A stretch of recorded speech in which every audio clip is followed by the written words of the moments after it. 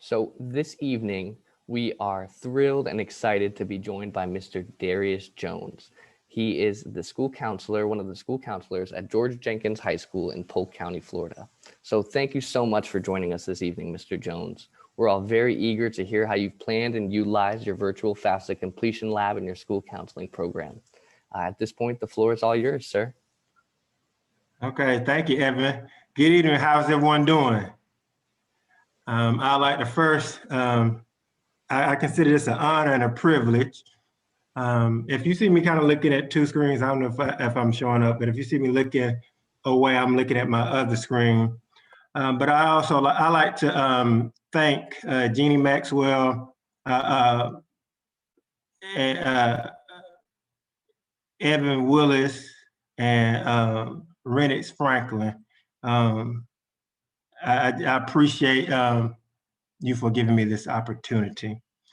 So I'm going to get started tonight with a couple of other special thank yous. I seen, and I mean Jenny Maddox, but I saw a couple people log on tonight, so I want to give a couple of special thank yous.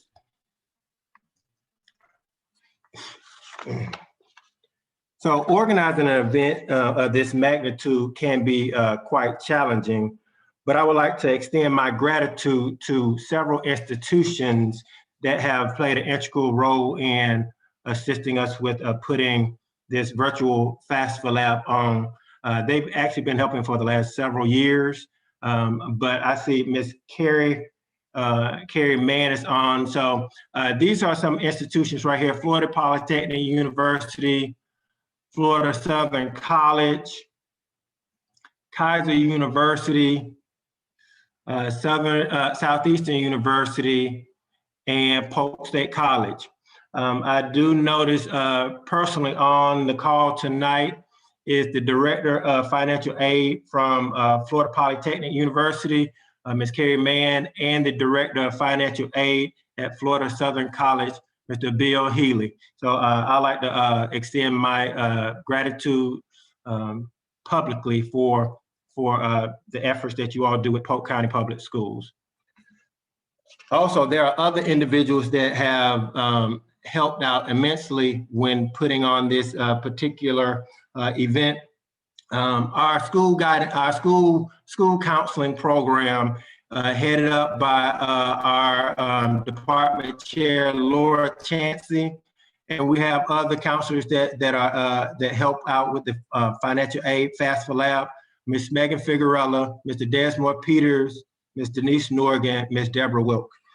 And I'd also be remiss if I don't acknowledge these two amazing people.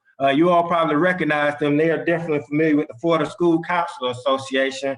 But we have Dr. LaQueria Nottage, who is the Senior Coordinator of School Counseling Services for Polk County Public Schools, and Ms. Monique Bird, who is the District Resource Specialist Trainer for Polk County School. So I want to publicly say thank you to all of those individuals and the work that they do each and every day. So the free application for federal student aid is a form that prospective students complete to determine eligibility for federal funding from the United States Department of Education. So you see here on the slide, there's lots of money that comes through the United States Department of Education yearly. So there's three arms to the financial aid. There's grant, there's work studies, and there's loans. So there are two separate types of loans. One are subsidized and unsubsidized, with subsidized being the interest-free loan while you are at least a part-time student, and then subsidized being loans where interest start accruing immediately once the loan is dispersed. But and what I also want to do, I don't have this on the slide, but I want to provide some additional statistics that have just recently been released. So as of December the 4th, 26.6% of high school seniors nationally have completed the FAFSA. All right. Now, when you take that same date, December the 4th, and we look at statistics in Florida, Florida is ranked 31st nationally with only 24.2% of our students in the state of Florida completing the FAFSA. So that is actually down 13.7% from this particular time last year. So now more than ever is time to start to develop and implement programs that will increase this completion rate for the FAFSA. So when I first started in counseling, there was one main sort of way to introduce this information for the FAFSA, and it's the bottom portion here. It's the financial aid information night. This is the old school way where we would get the parents and the students to come into the gymnasium or the library or the cafeteria, and we will ask for a representative from one of the universities or the community college to come in, and they would give information to the students and the parents. It may be on a PowerPoint or whatever the case may be. But what I found out is that after doing this, the parents would go home and they would try to log in to do the FAFSA, and they would not remember what was said at the event. So what good was the event if you can't remember what was said, or if you get home and you try to complete the FAFSA and you meet a difficulty, you have a problem, and you don't know the answer to it. So then we sort of evolved to the FAFSA Completion Lab. And this is where students and parents convene in a computer lab or the media center, and financial aid representatives and directors were invited to come to that event that night, and students and parents would complete the FAFSA that night. And if there were any questions, then you would raise your hand and the representative would come over to assist you. Well, in March of 2020, we all know that there was a pandemic that happened that turned the world upside down. So now it's been difficult to meet in large groups. So having to follow the guidance and the direction for the Center for Disease Control, and we also here in Polk County must follow the Polk County Public Schools Back to School Guide. This is a guide that our school district have sent to students and parents and staff to inform them of the rules, that's guiding how we work every day.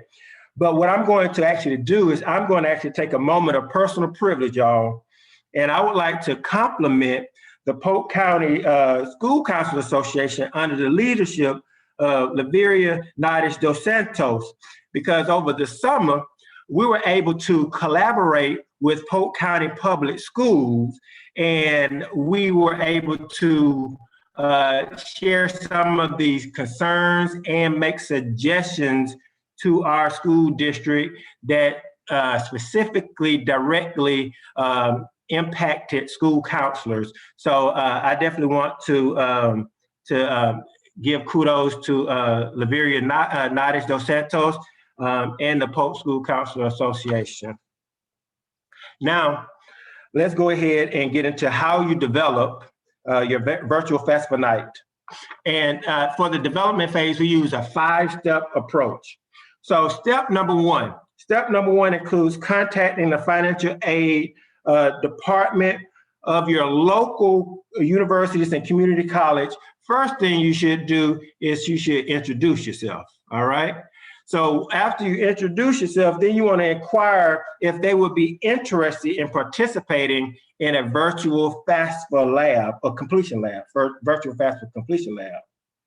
So after agreeing to that, an email should be sent because everyone has a boss, right? So it is very professional to send a email to that particular agency, and you want to kind of express your vision, what you see happening for the night. After they have agreed, then you should send a Zoom meeting invite. Now, I'm not sure where you all are from. Ms. Maddox, I am so sorry. Let me go back. Ms. Maddox, can you share that poll that we have here? I would like to see who's actually on the particular call tonight. If you could just kind of answer this poll so we can see who's here tonight.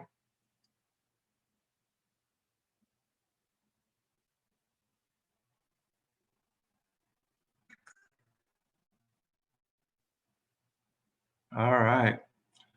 So we have some elementary school counselors, we have some high school counselors, district leaders. Okay, so actually this program, it works very well. It works very well with urban schools, but it also works extremely well with rural schools. So I don't know if any of you all are from rural counties where you may not have a community college that's right next to you in the same city. We're in Lakeland. So we have several universities and colleges, but the virtual completion lab, the virtual lab may work well and benefit rural high schools because you can do this virtual, and so that will cut out the travel that financial aid directors or representatives will have if they need to come to you. So like I said, the first thing you do is you introduce yourself, you call, you research, and then you set up a meeting, a Zoom meeting. So I would also say, when in doubt, you want to partner with the schools that your district has an articulation agreement with. So most districts have articulation agreements with community colleges in the area. Try to partner up with them. That's extra incentive for them. Okay, so here's step number 2. Step number 2 is to host a meeting with the financial aid directors and representatives to take them through the process of how the event will take place.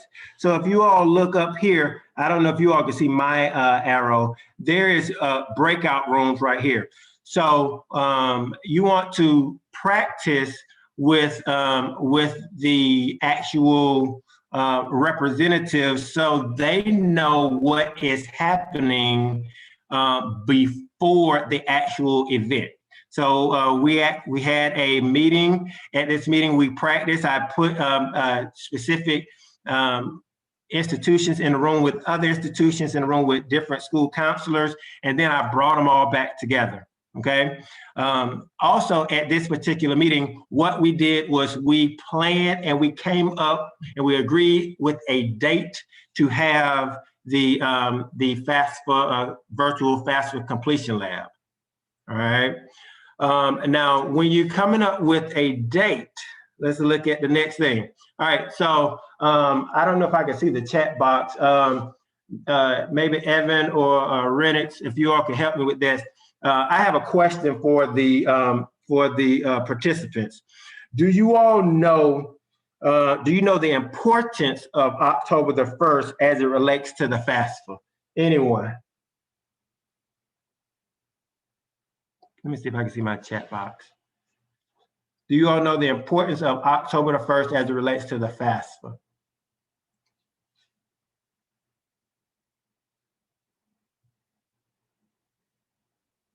Okay, right. Correct. That's the date that the FAFSA opens. So I will go ahead and tell you that we never have the FAFSA virtual completion lab, or if we're back to in-person, we would never have the FAFSA completion lab on October the 1st. Can anyone imagine why we would not have it on October 1st? You could put that in the chat group also. Why we would not have it on October the 1st.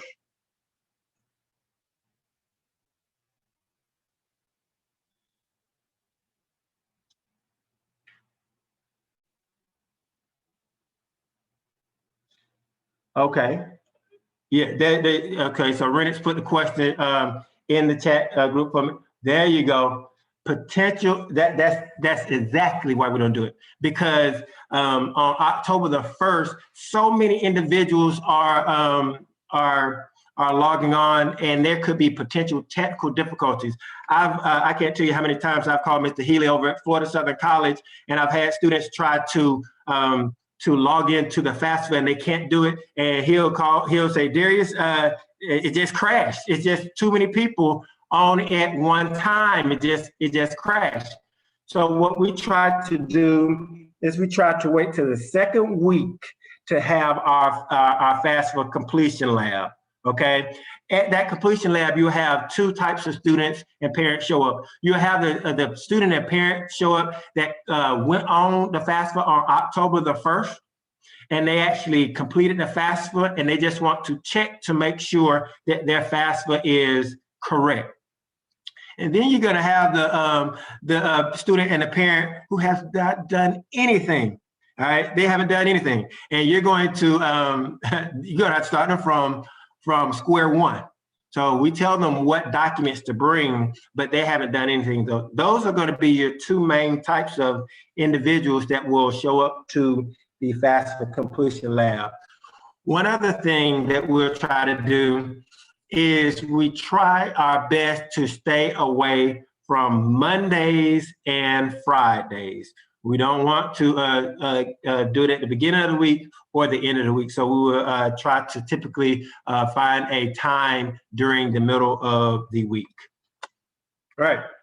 So this is a very important step. This is step number 4. This is step number 4. Step number 4, the next step is to contact our English 4, AP Literature, and ENC 1101 teachers, or our college English teachers, to request 5 to 10 minutes of their classroom time so that we can detail the importance of this event. So each of the school counselors, as you can see right here, each of the school counselors are assigned a classroom to visit. So Mr. Peters is actually on the call, on the Zoom tonight. So Mr. Peters was right here.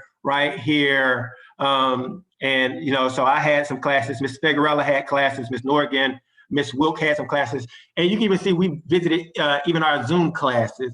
And so with this period of time, we made sure that we told the kids the importance of attending the virtual FAFSA Completion Lab. Also, another trick that we use is while we're in the class, we ask the students to take out their cellular phones. And each of these cellular phones have a calendar on it with an alert on it. So we ask them to take out their phones, and we ask them to put the date in their phone as a calendar invite with a 24-hour alert. So if the event is at 6 o'clock on the 8th, then at 7 o'clock on the 8th, they will get an alert that says, hey, the FAFSA Completion Lab is tomorrow night at 7 o'clock. So you will have an alert on your phone. Okay, so it's very important that you work with English classes, or maybe even a government or economics classes where you can get to most of your seniors. And step number 5. Step number 5 is the final step of the development stage, and it is to advertise. We advertise via social media. So you can see right here, this is our George W. Jenkins High School Facebook page. So we advertise via social media, news outlet. We actually partner with the Lakeland Ledger. And they did a story. Not many people read the newspaper much, but they also posted it on their social media as well. And then we place flyers on vehicles the day of the event. Now, so here's our flyer. So the flyer details what you need to have for the actual event. So social security number, alien registration number if you're not a US citizen. And what we also do, let me go back to one other thing. Right here, when we're in the class, we ask the students to go ahead of time and create an FSA ID number. That will FSA ID. That will cut down on their time that they will need to start the FAFSA. So we asked them to create an FSA ID. And like I said, we create a flyer. Here's our flyer. The day of the event, we go out and we place flyers on the vehicles in the senior parking lot. Now, a good rule of thumb is 1 week before. 1 week before the event, with the flyers being the day of the event, because you don't want to advertise too early where these students will forget, but you don't want to advertise too late where something else will come up. What I always try to do is advertise or at least release the event, the date of the event, the name of the event, 2 weeks prior. So if students have jobs, a lot of our students have work, so that they can request that date and time off so that they can attend the event. So that's step number 5. So to go back over the first 5 steps. Step number 1, basically you're going to contact your financial aid directors or your representatives at your local colleges or universities. Always follow up with a telephone call and an email. You're going to have your planning meeting via Zoom. You may want to use Teams, but I don't know if Teams have breakout rooms. I know how to use Zoom, so that's why I use that. You want to schedule a date for the event. With the importance of, I would suggest staying away from Mondays or Fridays. Your collaboration. Collaboration is very important here, not only with the universities and the colleges, but with your 12th grade teachers to come and speak with their classes. And remember the calendar on the phone trick. I've used that for several years. And then you want to start your advertising exactly 1 week before the date.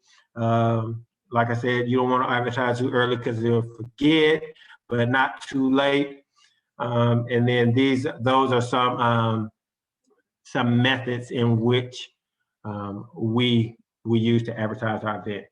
So I'm going to move forward into the implementation phase, but I do want to put time or give time. If you have any questions, you can place them in the chat box. And at the end, we will answer all questions. So if you have any particular questions about that first phase, please feel free to put it in the chat box and we will address it at the end.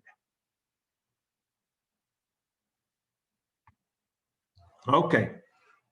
So I'm going to move forward, but like I said, if you have any questions, don't hesitate to put it in the chat box.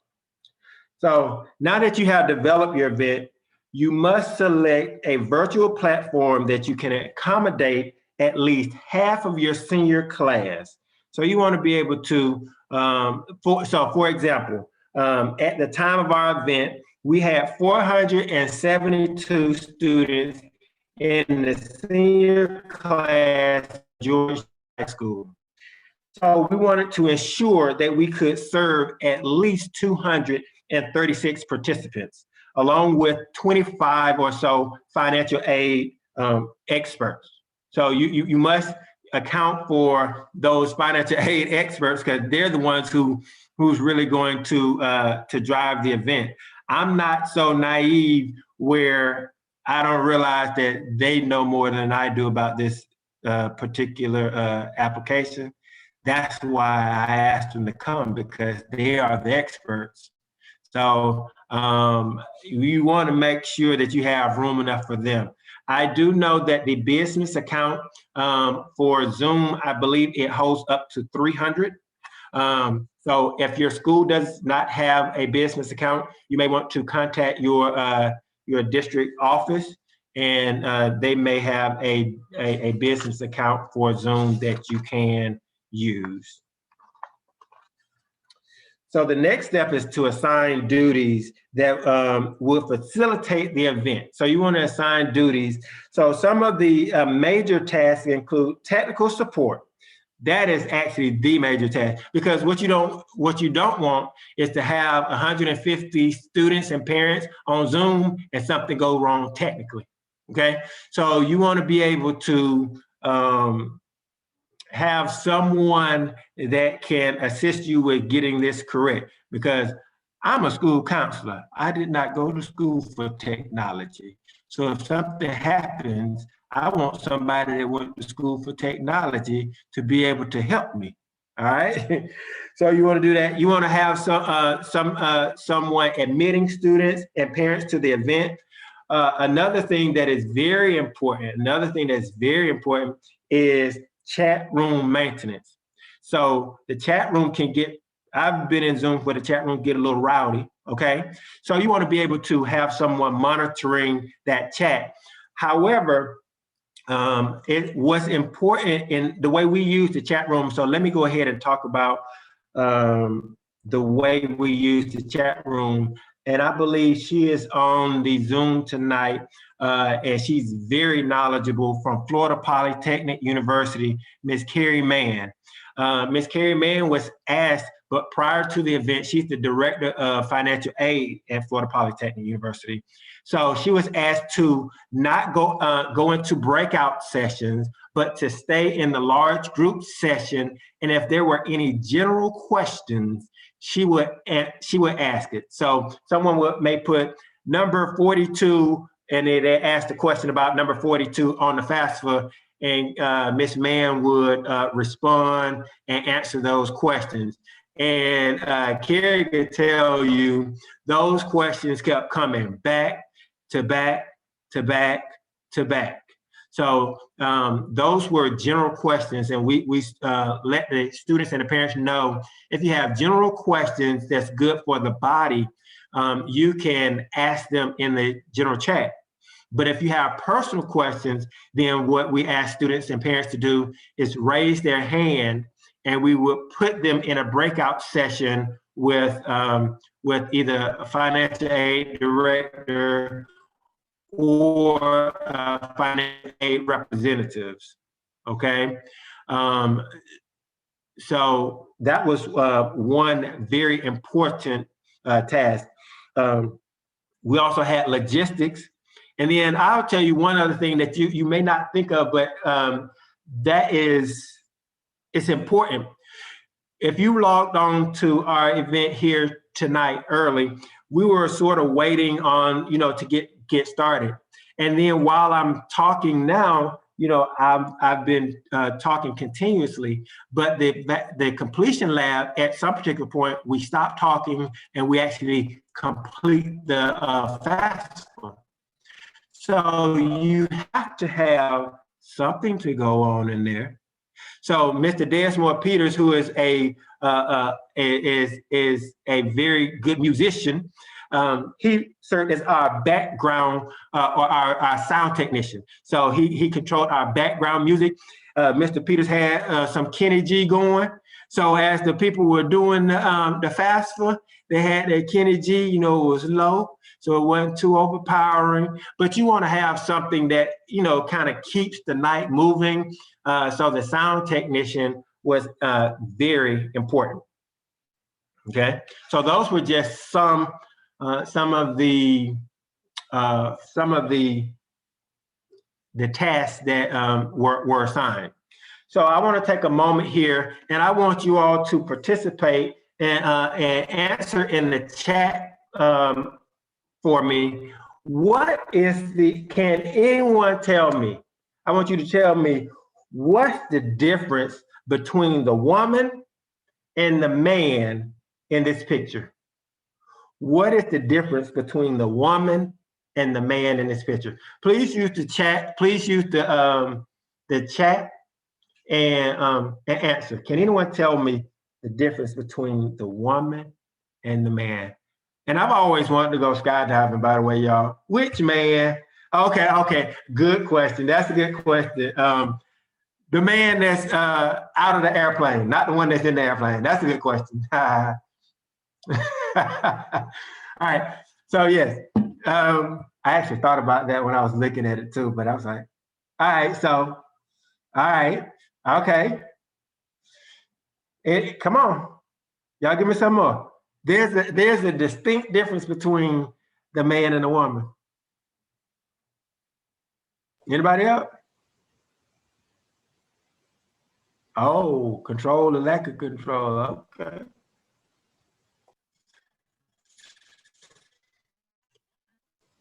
All right. So you most of you hit it, and I like the very first comment. The man is confident, and the woman is freaked out. All right, I like that. Let me tell you. The thing that happened is the step number 3 is very important, and I know a lot of my team members. They probably got tired of me. I kept saying, let's practice, let's do it again, let's practice, let's do it again. You can see that the man is very confident because he's done it over. He's done this over and over and over and over again.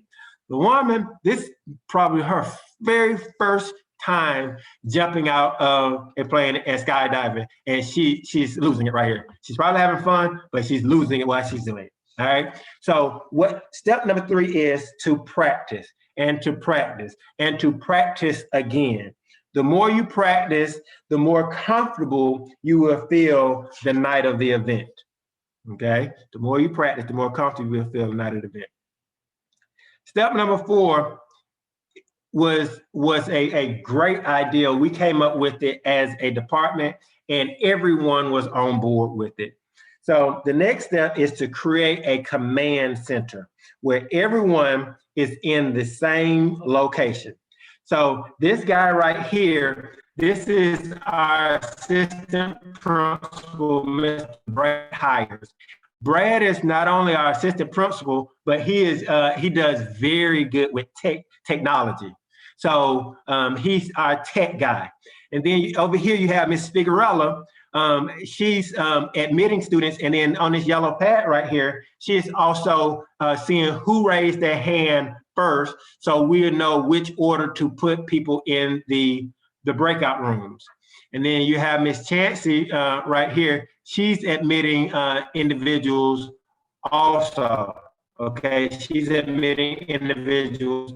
Right here, you have our assistant principal, Miss Lacey Emmerling. She is actually doing the administrative welcome at this point, and she's telling our participants the logistics on how the night will actually go. And over here is my good buddy, Mr. Desmond Peters, who is controlling the music. He has the music, he has the sound, and when it's time to work, he put on the smooth, soft jams. Okay. Let me go back here. Hold on. So having everyone together may not be as convenient as doing it from the comfort of your own home. I will agree with that. But in my opinion, it helps the event run smoothly without any glitches when you are all together. So the next step is to execute.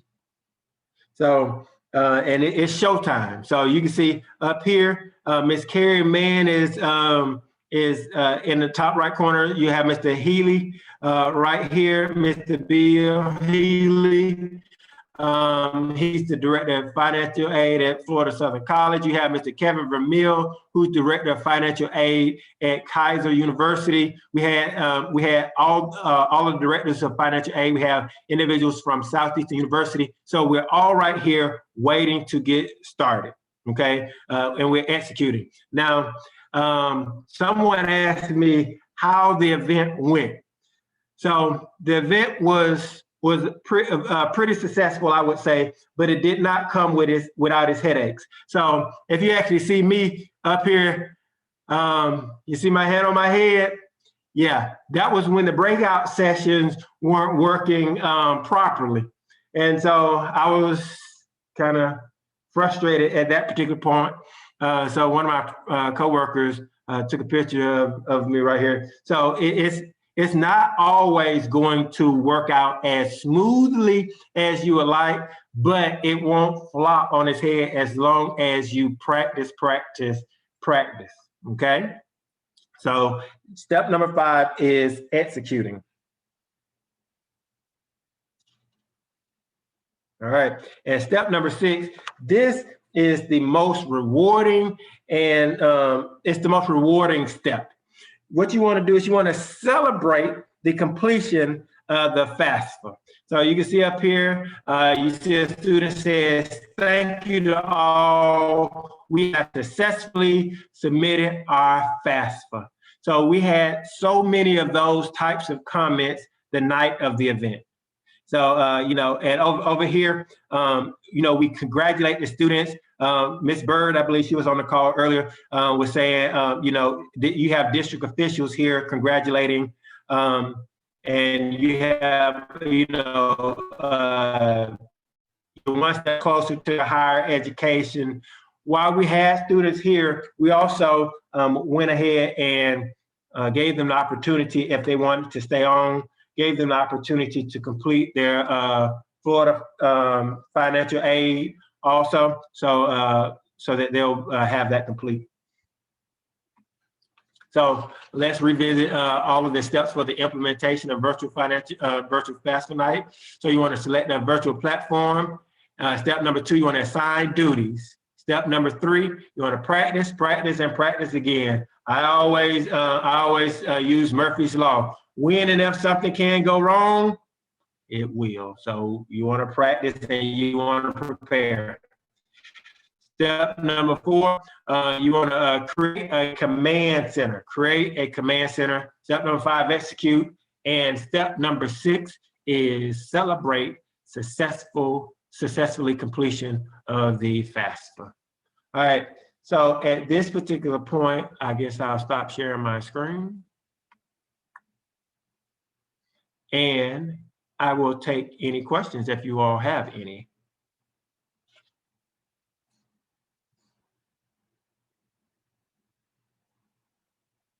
I don't know if I can see the chat.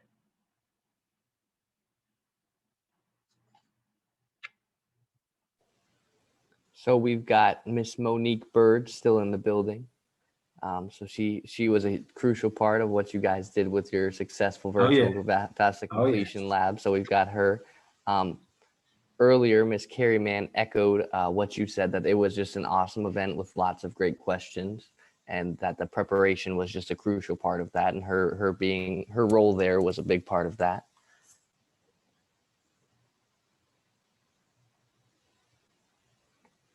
And Mr. Willis, let me go ahead and do this. Let me come back to here, and Ms. Maddox, I'm going to do this so I don't go ahead and forget. If you all could scan this QR code and answer the questions on the QR code. So I'm going to leave it up on the screen for just a moment, and then I'll come back and answer questions, but I'm going to leave that up. So if you could scan that and give some feedback on the presentation tonight. And thank you for the feedback, Shedley and Lynn. Great information, suggestions, and steps in the process, and thank yous. So as Mr. Jones said, you can go ahead and scan that QR code that's on your screen, or a link has been placed in the chat box for you to complete our brief feedback survey for this evening's presentation.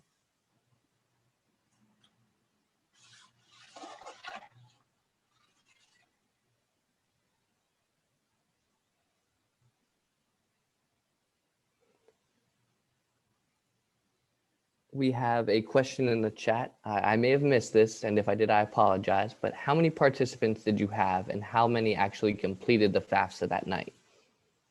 Okay, so we had, I believe, coming in and out, At one particular point, the participants group was at 115, but students and parents would come in and out. And I believe we had completions up to 40 completions, somewhere in that area of completions. They would put in the chat box how many, it went once they completed and everything. So there were a lot of students that logged on and did not complete, but they were very thankful that they were able to get far along in the process because they were some of them are first generation, so they don't understand, they don't know how to complete the FAFSA. So they were very thankful that we provided this opportunity for them. And a great opportunity it is. Another question in the chat: how do you handle a student that is not a citizen? Okay, so that's a great question. And let me show you, if I could go back to the PowerPoint. So I'm going to go back a couple of slides here. All right, so you see this lady right here, Evelyn Hernandez. Evelyn Hernandez, we had two individuals, and both of them were actually from Southeastern University. We have a lot of bilingual students here in Polk County. So Evelyn Hernandez is actually fluent in several languages with a specialty in Spanish. So we were able to assist those non-citizen students because she works with them a lot at Southeastern University. So we're able to assist those non-citizen students because that's her area of specialty, and she's bilingual. So if we had anyone that had a language barrier, we had someone there to help them. So the partnership with the universities and the local schools was a valuable asset there. Oh, yeah. Great. A question from Becky. Great work for a critically important step for the futures of your students and their families. Curious what you found in participation and your school's completion rate over the years.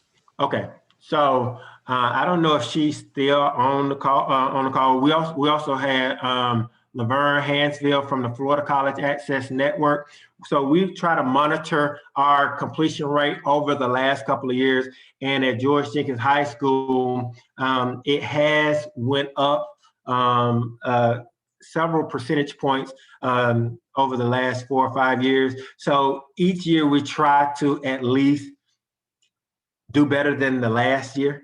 So we have had our completion rate. I don't know if Laverne's still on here, if you put in the chat. I don't know what our completion rate was last year. All I know is I try to get as many students, or we try to get as many students to complete that FAFSA as possible. And I will say this, we have, I don't know if, so the Florida Department of Education, we have something in the works where maybe we can find out who have completed their FAFSA or not. So that's going to be a very powerful tool. I'm looking at Ms. Bird and Dr. Nottage. They're working on that for us. So if we could get that, that will really help the school counseling. And I believe, it's a process, but I believe every district probably could do that to, find out which students specifically at your school or in your district have completed the FAFSA. The data, there it is. You see that? So it's called data sharing agreement. All right, data sharing agreement. And Polk County School is, we're close. We're pending approval. So that's very big. That's very big. Oh, some school just already have it set up. Look at that. So we're hoping to get it. Awesome. And thank you, Dr. Nottage and Monique, for your input in the chat. We're getting all angles here, and that's an amazing perspective that we have. Escambia County has it, says Holly. Yeah. Yeah. So when we get it, it's going to be great. Yes, it's helpful too. Man, I can't wait. I can't wait to get it.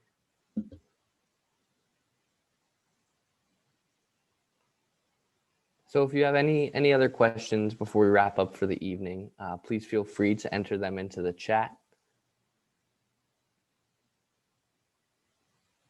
some feedback from Paula. Data sharing is helpful. Only problem is that if students don't have a social security number in your student data system, you can't find out if students are completed or you can't match them. So some good input there. And Antoinette, excellent job, Darius. This was great and helpful information. I am looking forward to implementing this. Thank you.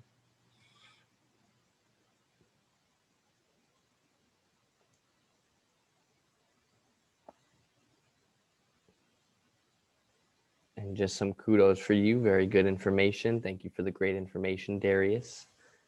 Wonderful presentation, which we all echo. That was really fantastic. So thank you for your time this evening. So as we wrap up, just on behalf of the Florida School Counselor Association, a huge thank you goes out to Mr. Darius Jones for that incredible presentation this evening. Also, we want to send a huge thank you to all of our participants for joining us as well. In just 1 second, I'll go ahead and I'll post the feedback link in the chat once again. So please click on this link and complete the survey for the presentation. So let me go ahead and post that for you all. And as a reminder, the presentation will be posted on the Florida School Counselor Association's website, along with a copy of the PowerPoint from today and the chat. So once again, thank you, Mr. Jones, and thank you all for joining us this evening. We really look forward to having you join us at our presentation next month to ring in the next year. We'll have Sanford Harmony's Rick Roach on January 28th, 2021 at 7:30 p.m. So be on the lookout for more information on our first presentation of the new year coming soon. We just want to wish you all a very happy holiday season, a safe and successful new year, and just all the best from us here at FSCA. And again, a very big thank you to each and every one of you. Mr. Jones, thank you for your time, sir. Thank you.